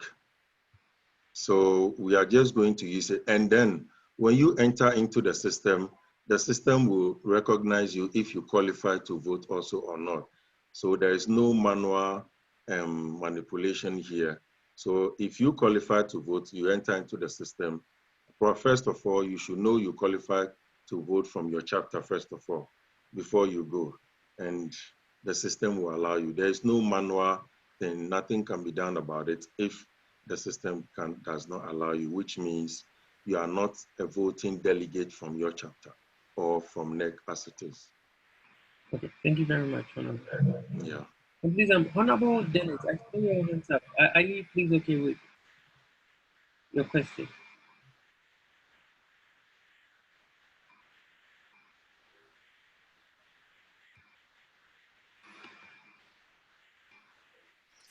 Yeah, I'm okay. I'm okay. Thanks. I'm okay. Right. Thank you. All right, so we'll be sending a video to Congress page, a link to also vote, and then we wish everyone. So, and then we'll send a notice also on the Congress page to say, go start voting. And then, like Congress also has said, we are going to limit it to the 30 minutes. So please, don't worry about the system. Let's all get into the system concurrently, and we'll be able to address any issue that will come out of it. Thank you very much. Well, thank you very much. Oh, please, can you hold on? I just saw a hand up. Honorable Dennis.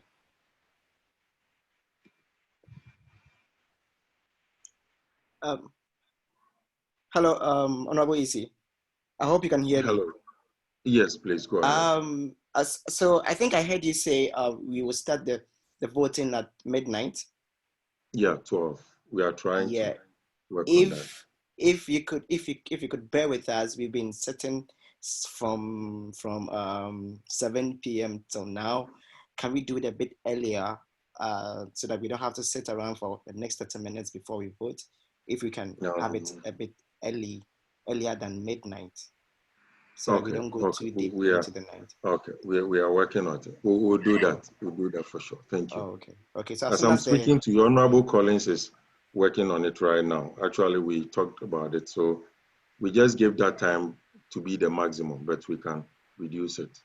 Okay, so as soon as the system is ready, just notify us and we can all try and log on. Thank you very much. Thank you too. Okay, thank you very much, Mr. Benita. Thank you. Okay, so Senior DJ, please, we'll still have the 5 minutes because we want to get the feedback on the vetting result, if it's going to be possible today, and we fill the house. So, Honorable Atukwamina, please let the music flow. Okay, hello. Please, I think I've just received a message from the vetting room. You know, we have a NEC representative there as an observer, Honorable Wukom, has informed me that the vetting committee has requested that vetting is still in process, so they will deliver their results tomorrow. Okay. Okay, so we just have 5 minutes music time, and we take our closing prayer, and we'll be done today.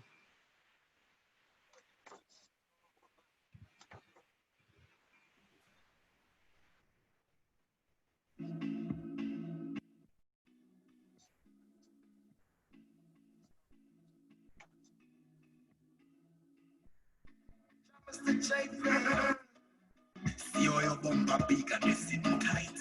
Bad man one fit inside like a plane, me one sit inside. Me put his on him, spin and spin up until me done him. Strictly loving me, no one nothing from him. Anytime he wants to see me, be ready for me. I crave, love the way me put his on him, spin and spin up until me done him. Strictly loving me, no one nothing from him. Anytime he wants to see me, be ready for me. I crave, care, it's my skin tight.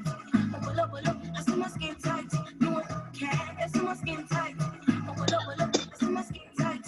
No care, it's my skin tight. I see my skin tight. No care, it's my skin tight. I see my skin tight, tight man. What you gonna do?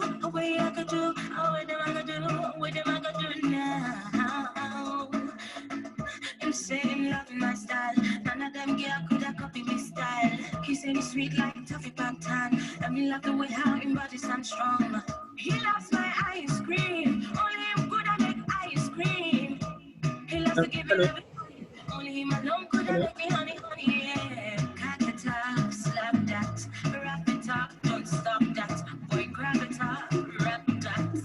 Hey, me boy, love the way me put his body. Spin and spin up until me done him. Strictly loving me, no one nothing from him. Anytime he wants to see me, be ready for me. I crave. Okay, please, we'll be standing, as we enjoy the music, we'll be standing by for the link for the voting, so that after the trial or the mock voting, we end the session for today. So please, let's enjoy the music. Thank you very much.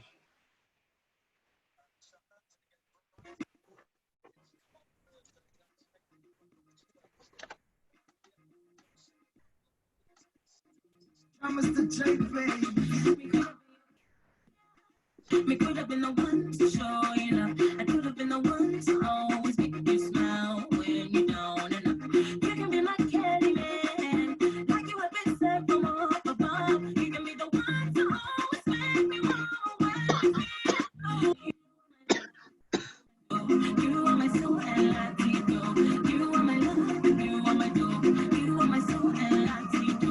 You are my love, you are my dough. You are my soul and Latino. You are my love, you are my dough. You are my soul and Latino. Suchia, Suchia, Suchia, Suchia, Suchia,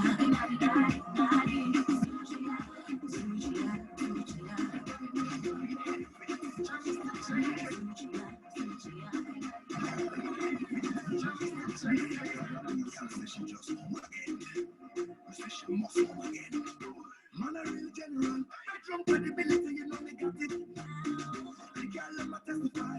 Like for stamina, me never lack it. No way. Man, I real general. Bedroom credibility, me never lack it. And the girl let me testify. Stamina, then me got it. Me just come again. Just come again. Come again, just come again, just come again. God, now you know, so you got the room game. You must come again, you must come again, you must come again, you must come again, you must come again, you must come again. Girl, me a go burn your body up like a flame. Girl say she just come again, she go get some again, let's come again. She inna the ear like she want give me fame. She never feel the same. Make again. Same lane, no. Just come again, just come again, just come again, just come again, just come again. God, now you know, so you got the room game. You must come again, you must come again, you must come again, you must come again, you must come again, you must come again. Tell me I'm gonna burn your body up like a flame. You know I said me just come again, come me once more again. Best of the best, body never always. 3 times already, and me have to confess. Man up. You make me shiver, dipping on me body, make you pop up with liver. Your body wants to run like a river. If you want a real to believer, you know I like it like that. Fuck it up in a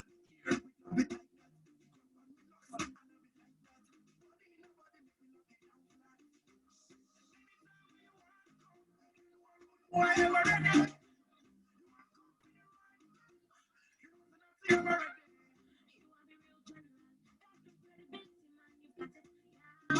That's why me real general, that your credibility, man, you've got it. Hey, yeah, that's why me testify. Fight for stamina, you never lack it. We just come again, we just come again, we just come again, we just come again, we just come again, we just come again. God, now you know, so you got the ring. All of the champion, all of them in the dance, put on a buckle up, them in the air. Bust it up, stick it up. Everybody knows how we call the shot, man, a big time baller. See my family, they bring giving me the dollar. From Cotonou, I enter Douala International. If I want just suya, my guy, I swear they count and dollar. Come out for them with the ball. African party, party, party. Party, party, party. African party, party, party. For my life, I go chill. African party, party, party. Party, party, party, party. African party, party, party. For my life, I go chill. Only pretty girl, them alone. Money in a bank, we don't take no loan. Fly with it, take them, they play with it all. Sagangelic, nobody takes my show. Yo, yo, yo. Work for me, make us spend my money on you, yeah. Sweet, sweetie, yeah. I go spend my money. Oh my God, oh my Saba, my lover. Oh my God, oh my God, my lover. Party, party, party. Party, party, party. African party, party, party. For my life, I go chill.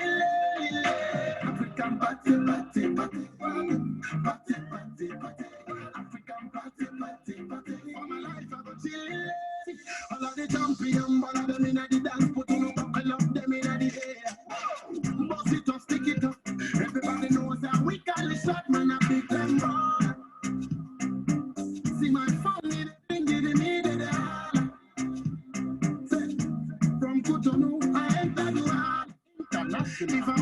Suya Magaya, swear they count them dollar.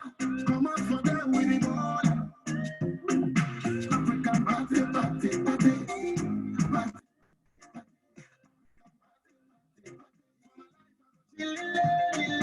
African party, party, party.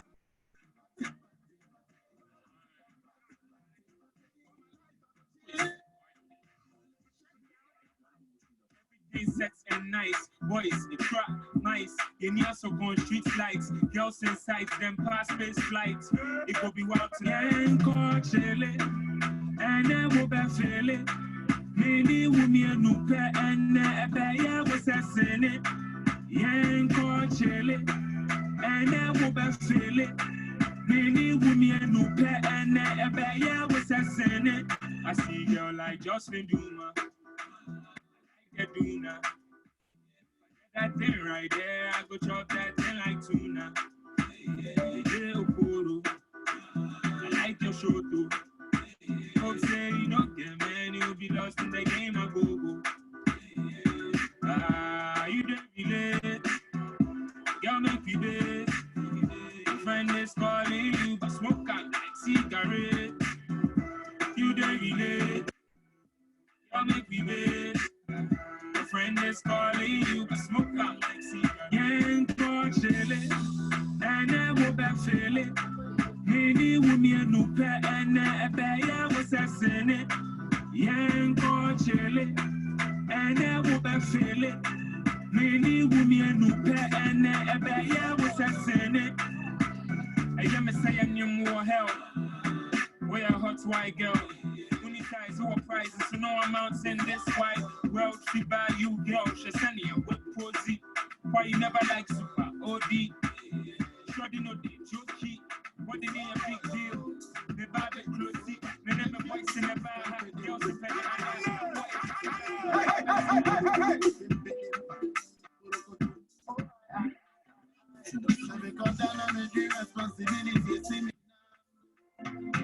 my soul will be the banner for man and it gets in me three. So me no care on the day and them they be the enemy. So I will enough of them the jealousy, yeah. Cause she love me alone and me the one who do I see, yeah. I used to be very sorrow, only you and they see, yeah. Another girl and them one way are rushing at me, yeah.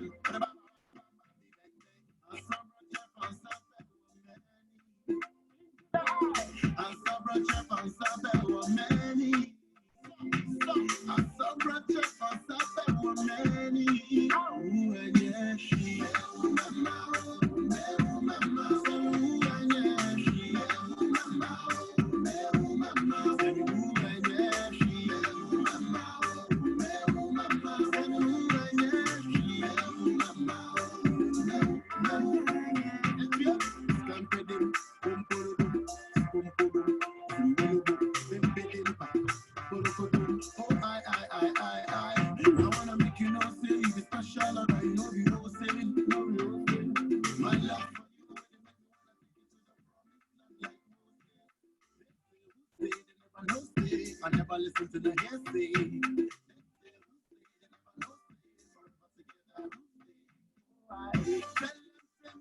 You will leave on. See my shoulder, girl, I'm leaning on. Girl, my loving knows no season, it's unconditional.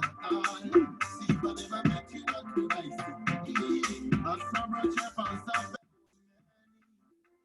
I saw bro chef and sabe were many. Bro chef and sabe were many.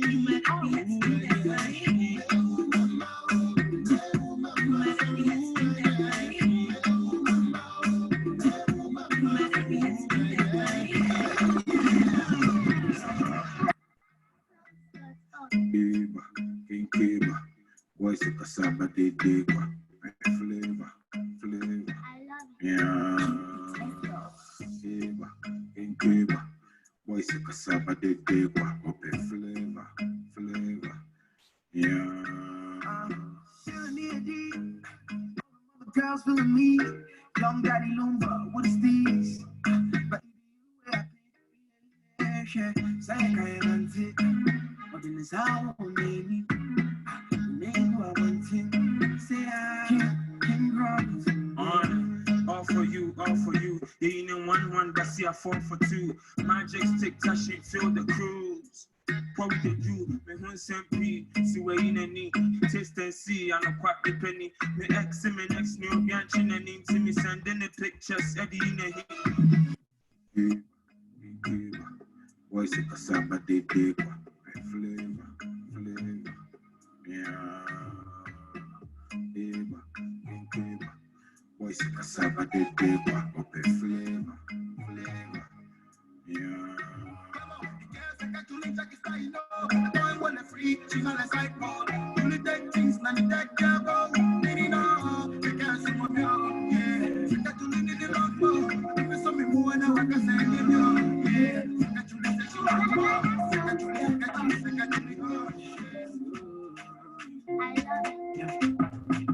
remember I used to call you back in the late night. Girl, last time when the boy who have that car, hey, baby girl, cause the boy came with me, I'm a leg, no, hey. Tonight, I gotta tell you something. Don't rush, baby, take your time. All I want was to give you love. All I want was to make you smile. You were the sweetest girl, and now you move dangerous.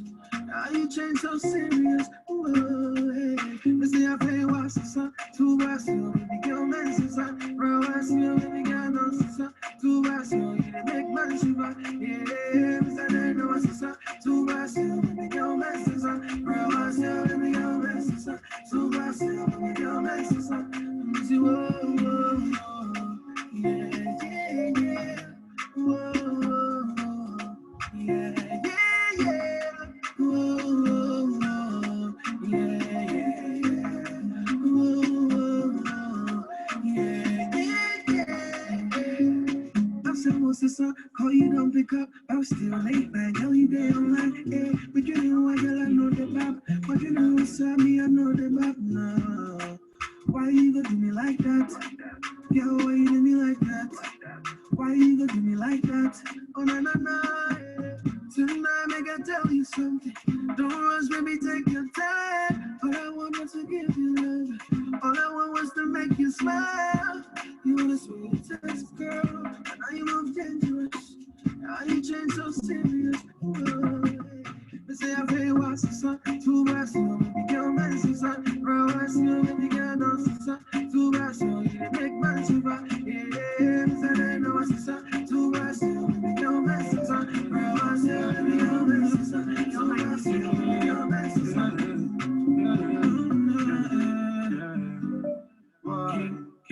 Yeah, just trying to be more me again. Yeah, she refuse to do me like wobble. Yeah, same taste, a pigeon line and more. Yeah, she the make a craze with her body shape. Yeah, give me good soup on a Sunday. Yeah. Follow for you on the first day. Remember you give me nice one, yeah. Oh, you change my down home for a while. Oh, you change my down home for a while. All the money was just a good school, yeah. Make you know, say I die do wow. Make you know, say I die do wow. Never let you go, say I die do wow. I put all the energy, you give me the song.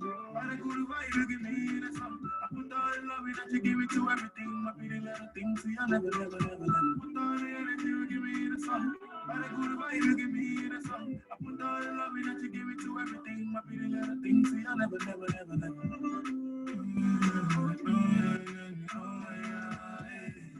Oh yeah. I give you my body, gotta give you my soul. I give you anything you gon' make a home. Oh my girl, you blow my mind, yeah. I love you, money my feet, I know. Oh my girl, I know the lie. Oh, everything.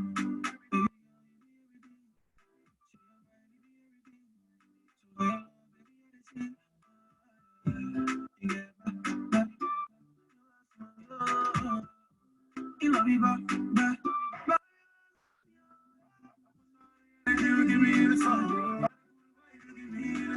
I put all that you give me to everything. My pretty little things, see, I never. Put on the energy, you give me the sun. All that good vibe, you give me the sun. I put on the love that you give me to everything. My pretty little things, see, I never.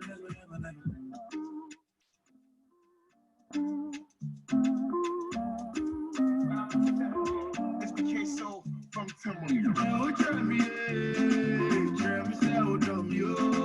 Spend my last with your mama. Fly you out with my drone. Yo, try me, so dumb, yo.